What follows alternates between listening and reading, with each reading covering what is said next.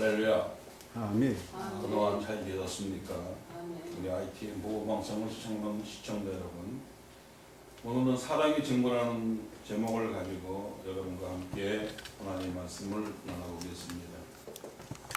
오늘의 말씀은 요한일서 5장 1절에서 2절 말씀까지 제가 봉독하겠습니다.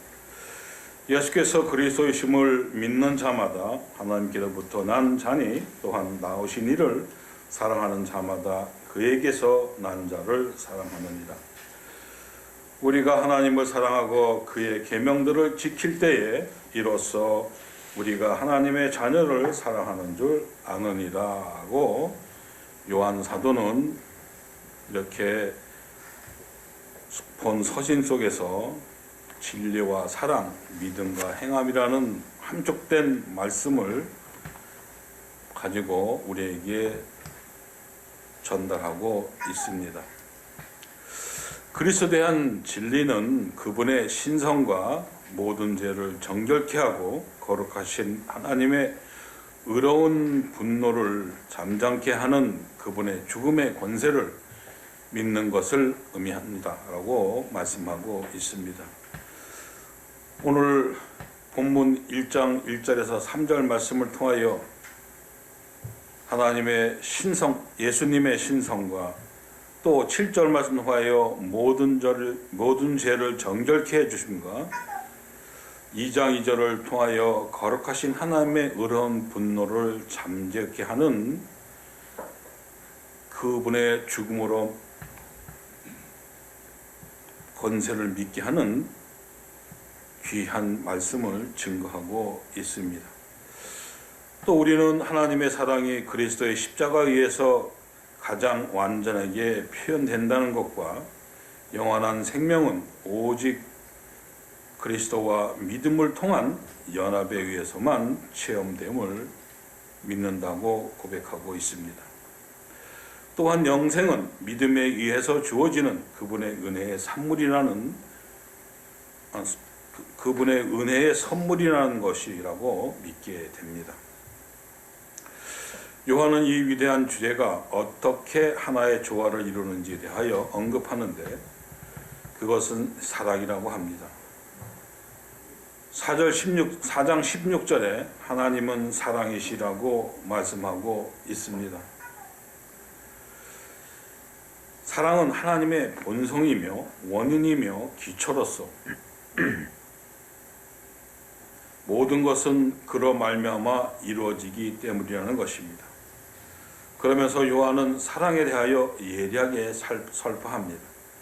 누구든지 하나님을 사랑하노라 하고 그 형제를 미워하면 이는 거짓말하는 자니 보는 바 그 형제를 사랑치 아니하는 자가 보지 못하는 바 하나님을 사랑할 수 없느니라고 4장 20절에 기록되어 있습니다. 그만큼 예수님을 사랑한다고 고백하면서 내 이웃의 형제를 사랑하지 못하면 그들은 하나님을 믿지 않는 사람이라고 분명히 오늘 본문을 통하여 얘기하고 있습니다. 그런데 사람들은 누가 나의 형제입니까? 내가 사랑해야 할 자가 정확히 누구입니까? 하고 질문할 수 있을 것입니다. 대답은 주님께서 선한 사마리아인의 비유에서 말씀하듯이 모든 사람이라고 말씀하고 있습니다. 각 사람은 하나님의 형상으로 지음받았기에 마땅히 사랑해야 할 대상일 것입니다. 그런데 요한은 그런 광의적인 것보다는 합의적인 의미에서 실질적으로 그리스도 안에 있는 형제를 말하고 있습니다. 세상 사람들은 다 주 안에서 인도하지 못할지라도 주 안의 형제들은 서로 사랑하라는 것입니다. 그러나 그렇지 못함을 요한은 고민하고 있기 때문에 이 말씀을 피력하였다고 생각합니다. 요즘 현실은 어떻습니까? 우리 그리스도의 피로써 맺어진 형제 자매들입니다. 주님이 서로 사랑하라고 부탁한 지체들입니다. 하지만 형제 사랑을 어떤 특정한 집단에 한정시키고 있습니다. 그 특정 집단은 사회적 계층이 됩니다. 그래서 계급적인 사랑을 합니다. 또한 우리가 소위 말하는 교단도 마찬가지입니다. 자기 교단 아니고 다른 교단은 또 신학적인 입장이 다르다고 해서 그들과 잘 사귀려고 하지 않고 그들을 사랑하지도 않습니다. 이것이 주님이 말씀하신 사랑입니까? 이것이 옳은 일일까요? 다시 한번 생각해 봅니다. 그리스도의 사랑을 이처럼 한정 지을 수는 없을 것입니다. 또한 그 사랑을 나 이외의 다른 사람들이 또 내가 속해 있는 단체 아닌 다른 단체가 하는 듯이 했을 때에 우리는 그들을 이해하고 그들을 다독거리고 놔야 할 텐데 그러지 못한 점이 너무 많기 때문에 요새 현세도 그렇지만은 요한이 살던 그 시대에도 그 초대교회도 서로 무슨 파 하면서 갈라져서 서로 다투고 있었을 때 요한은 이러한 하나님의 사랑을 강조하고 있었기 때문에 이 말씀을 증거하고 있습니다. 5장 1절에 예수께서 그리스도이심을 믿는 자마다 하나님께로부터 난 자니 또한 나오신 이를 사랑하는 자마다 그에게서 난 자라 사랑하느리라고 했습니다. 즉 하나님의 가족이 되는 요건은 예수님을 그리스도로 고백하는 것 외에 아무것도 없다는 이야기입니다. 따라서 형제 자매에 대한 그리스도인의 사랑은 하나님의 참된 자녀라는 증거를 갖고 있는 모든 사람들에게 베풀어져야 합니다. 그런데 요한은 모든 하나님의 자녀들이 사랑으로 하나 되는 일뿐 아니라 여러 부분에서 언급하는 시험들과 통합시켜 말씀하고 있습니다. 2장에서 4장까지의 두 번씩 언급된 시험, 2장 3절에서 6절 말씀까지를 보게 되면 우리가 그의 계명을 지키면 이로써 우리가 그를 아는 줄로 알 것이요 이 그를 아노라 하고 그의 계명을 지키지 아니하는 자는 거짓말하는 자요 진리가 그 속에 있지 아니하다고 말씀하신 것처럼 우리가 그분을 안다고 하면서 그분이 얘기한 계명을 지키지 않는 자는 거짓말하는 자라고 말하고 있습니다. 또 주님이 말씀하신 그 질 속에 들어가지 않는 사람, 진리의 속에 들어가지 아니하면은 그것도 그리스도인이라고 할 수가 없다고 하는 말씀입니다. 이런 시험을 우리는 통과할 줄 압니다. 또 3장 4절에서 10절 말씀 통하여 도덕적 즉 의에 관한 시험이 우리는 통과할 줄 압니다. 2장 7절에서 11절 말씀, 3장 11절에서 18절 말씀을 통하여 사회적인 시험, 즉 사랑에 관하여 2장 18절에서 27절 말씀을 통하여 우리는 알게 됩니다. 또 교리적이나 진리적 시험, 예수 그리스도를 믿는 믿음에 관한 문제들입니다. 요한은 이 시험에 대하여 사랑이라는 틀 안에 확고히 하면서 한대로 결합시키고 있습니다. 이 세 가지는 하나라도 빠지면 온전할 수 없으며 이러한 결합을 통하여 문제 정리와 그 말씀을 5장 1절과 4절로서 결론을 맺습니다. 5장 1절에 이렇게 결론합니다. 예수께서 그리스도의 신을 믿는 자마다 하나님께로부터 난 자니 또한 나오신 이를 사랑하는 자마다 그에게서 난 자를 사랑하느니라 하고 결론 짓고 있습니다. 요한은 하나님께로부터 난 자, 즉 영적인 출생의 개념으로 앞서 제기된 문제들과 본문을 한데 묻고 있습니다. 하나님께로부터 출생한 자들, 즉 거듭난 자녀들이나 잠재적 자녀들은 그리스도를 믿고 의를 추구하며 형제를 사랑하게 됩니다. 의와 사랑과 믿음의 시험을 이길 수 있다는 것입니다. 믿음과 생명 어느 것이 먼저입니까? 이 문제는 칼빈주의와 알미니아주의의 신학적인 논쟁의 문제이도 됩니다.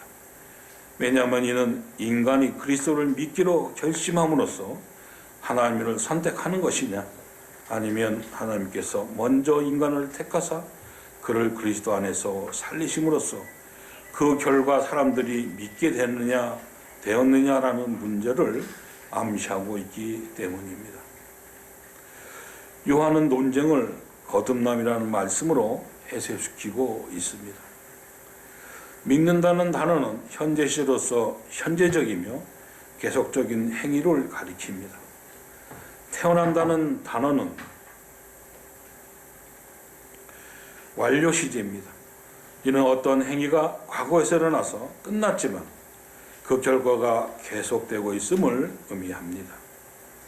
존 스토트 목사는 이렇게 말하고 있습니다. 우리가 현재 계속하고 있는 믿음이라는 행위는 과거에 있었던 우리 거듭남의 결과요 증거라고 강조하고 있습니다.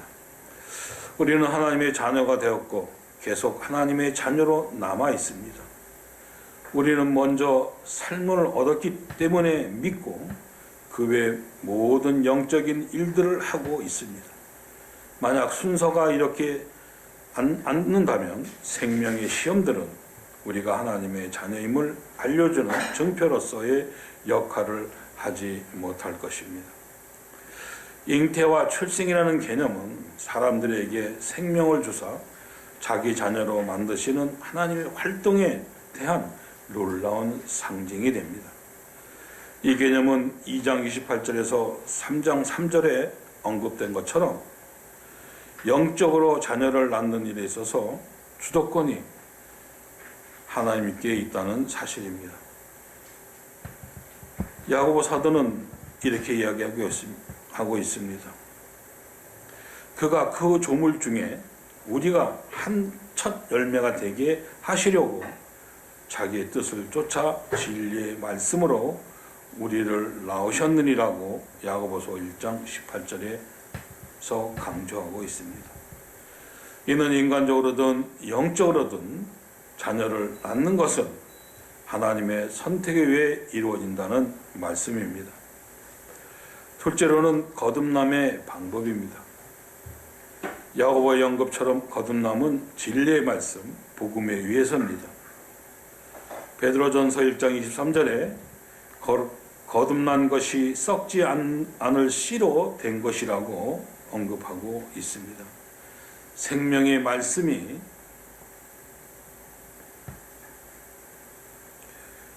구원의 믿음이라는 심령 속에 심겨질 때 영적 잉태와 출생이 일어나게 됩니다.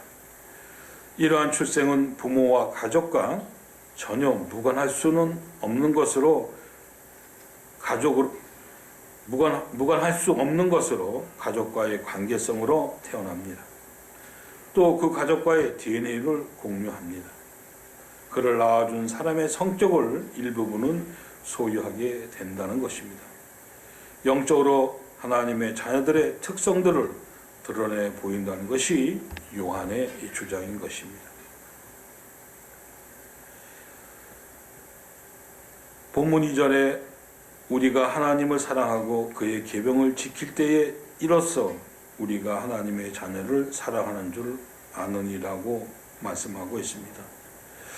이는 부모님에 대한 사랑, 형제들에 대한 사랑, 하나님의 사랑을 통하여 형제 사랑으로 연결되어짐을 의미합니다.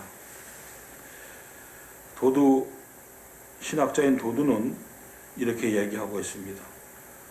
하나님을 사랑하고 있는지 않는지를 확인하려면 형제를 사랑하는가 아닌가로 판명할 수 있다고 말하고 있습니다. 바꿔 말하면 하나님에 대한 사랑이 다른 형제들에 대한 우리의 태도를 판정할 수 있는 시금석이 된다는 의미입니다.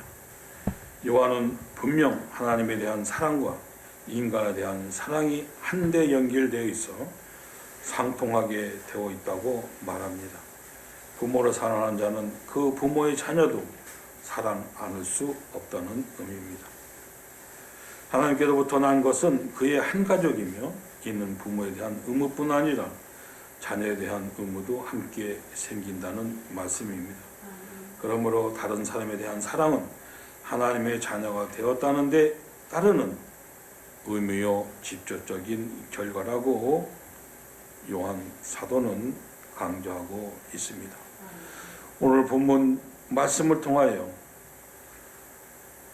요한 사도는 우리에게 세상을 이기는 믿음과 영원한 생명으로 하나님을 사랑하며 내 이웃을 사랑하는 자가 되기를 그 시대의 성도들에게 강조한 것처럼 오늘 말씀을 통하여 이 시대를 살아가는 우리들에게 하나님의 사랑과 형제 간의 사랑으로 서로 미워하지 않고 서로 이해하며 우리 교회의 머리 되신 그리스도를 중심으로 각각 지체로서의 사명을 감당할 수 있기를 주님의 이름으로 축원합니다. 기도하시겠습니다. 사랑의 하나님 감사합니다. 오늘 말씀을 통하여 주님의 뜻을 이제 배웠고 느꼈고 깨달았사오니 이제 나가서 실천할 수 있는 믿음 허락하여 주시옵시고 내 주위를 돌아보며 하나님 사랑한 것처럼 내 이웃을 사랑할 수 있는 믿음 허락하여 주옵소서. 아버지여, 믿음으로써 행하지 않으면 올바른 믿음이 아니라고 하신 말씀처럼 오늘 배운 말씀을 실천할 수 있는 믿음 허락하여 주옵소서. 모든 것을 주께 부탁드리며 우리를 구원하신 예수 그리스도를 받들어 기도드리옵나이다. 아멘.